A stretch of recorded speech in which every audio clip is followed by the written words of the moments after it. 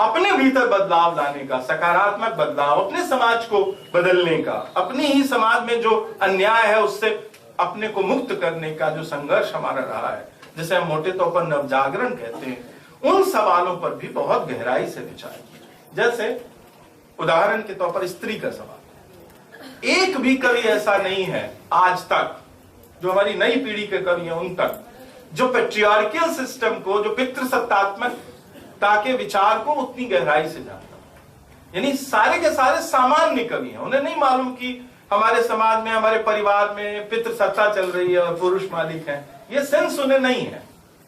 लेकिन हर आदमी स्त्री के बारे में बहुत सदाशय है, बहुत स्वाभाविक ढंग से उसकी गहरी सहानुभूति है औरत के साथ, और औरत को एक बहुत जबरदस्त सम्मान और मर्यादा देना चाहता है हर कवि।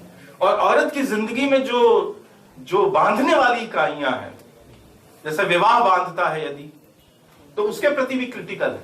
शंभू काकू की कविता है बेमेल विवाह के बारे में। वो कहते हैं कि यदि लड़की से पूछे बिना ऐसा कोई विवाह कर दिया जाए जिसमें ये उलट पुलट है, तो जीवन भर दुख में रहेगी लड़की। उस विवाह के बारे में एक ऑब्जेक्शन है उनका।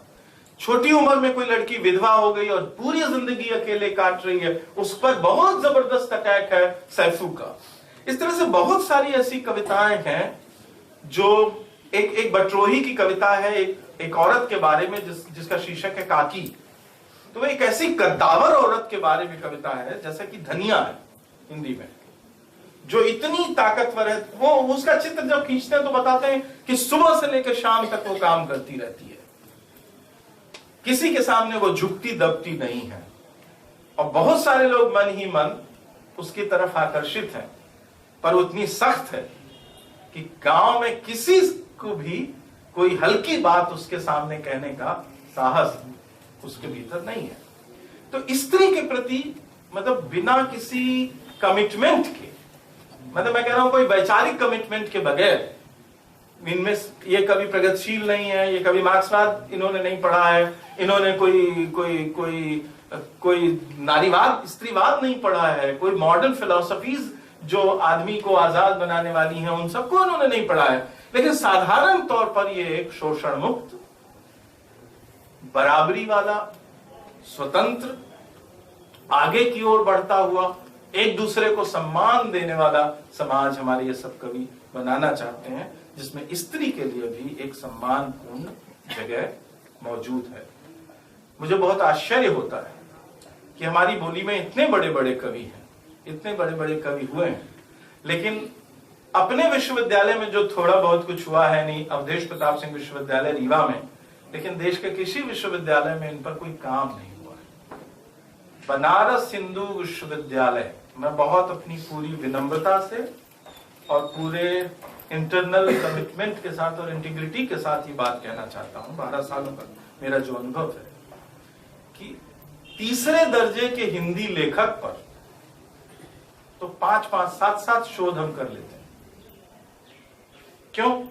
कि उस पर सामग्री उपलब्ध है, हमें कुछ नहीं करना है। लेकिन ऐसे तमाम विषय जो हमारे ही लोक से संबद्ध हैं, इसलिए अब देखिए बनारस हिंदू विश्वविद्यालय के हिंदी विभाग में लोक अध्ययन के लिए कोई ज्यादा जगह नहीं है। आदिवासी बोलियों और भाषाओं का लगभग कोई अध्ययन नहीं हुआ। अनुज लुगुन पहले विद्यार्थी हैं जिन्होंने मुंडारी के गीतों पर काम किया। अभी एक पार्वती तिर्की हैं जो कुड़ुक गीतों पर काम कर रही हैं, और ऐसे ही लोक पर भी बहुत कम काम है, यहां तक कि भोजपुरी लोक पर भी बहुत काम है। ये बताता है कि हमने जो सो कॉल्ड मॉडर्निटी है, उसने जो हमें प्रायोरिटीज दी हैं, उसने जो प्राथमिकताएं दी हैं, उनको तो हमने इतना सर चढ़ा दिया है।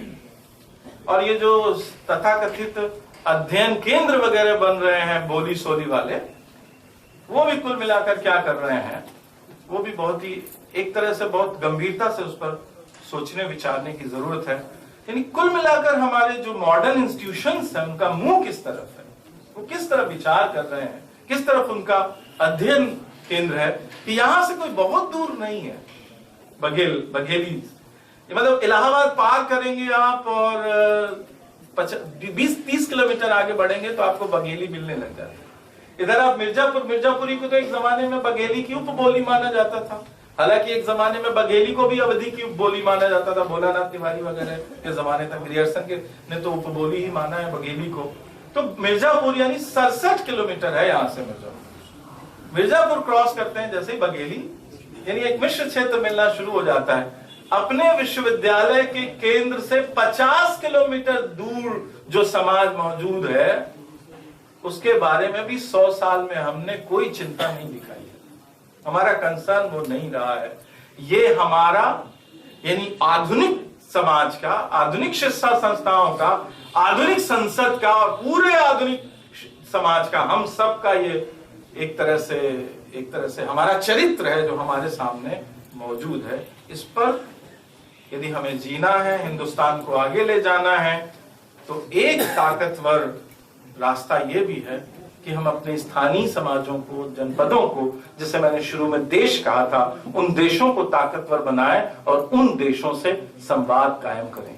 ये जो फूहड़ किस्म की अश्लील पहचाने हिंदुस्तान में तारी हैं आजकल, जिनके कारण ढेर सारे झगड़े बढ़े हुए हैं, उन फूहड़, अश्लील, कमतर और धोखा देने वाली पहचानों को कोई पहचान यदि काउंटर कर सकती है तो वो यही पहचाने हैं।